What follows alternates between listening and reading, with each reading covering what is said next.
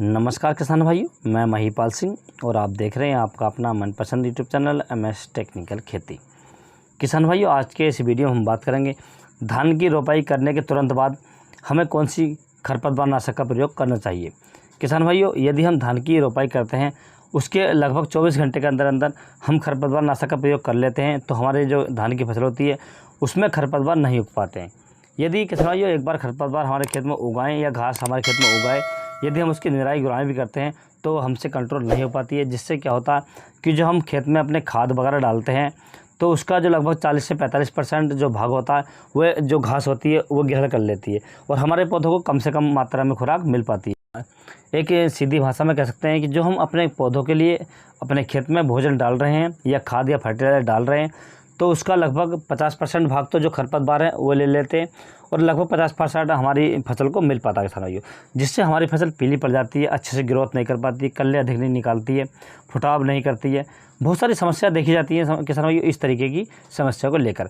तो आप धान की रोपाई करने के तुरंत बाद लगभग 24 घंटे के अंदर अंदर आप इस खरपतवार नाशक का प्रयोग कर लें। और किसान भाइयों, इसे लगाने की विधि मैं बता दूं आपको, आप इसे 3 तरीके से लगा सकते हैं। आप इसका स्प्रे कर सकते हैं, आप इसे पानी में डाल सकते हैं, नाली में बहा से डाल सकते हैं, कोई सी भी विधि आपको आसान लगे उस विधि से आप इस प्रयोग कर सकते हैं। और इसे लगाने के बाद किसान भाइयों लगभग 48 घंटे या 4 से 5 दिन के लिए आप अपने खेत में अच्छे से पानी भरा रहने दें, पानी सूखने न दें और आपके खेत का पानी निकलना भी नहीं चाहिए। जैसे आप खेत पर गए और आपने ट्यूबवेल चलाया छोड़ के आ गए, ऐसा नहीं करें। आप उसे भर कर जमाएँ और पानी आपके खेत का बाहर ना निकले किसान भाइयों, क्योंकि यदि पानी निकल जाता है, जो हमने दवाई लगाई है, जो हमने हर्बिसाइड लगाई है, तो हमारे खेत से बाहर निकल जाएगी और हमारे खेत में कंट्रोल नहीं कर पाएगी किसान भाइयों। अब मैं आपको बता दूं आपको लगानी कौन सी दवाई है। तो आपको लेनी है प्रिटला क्लोर 50% EC।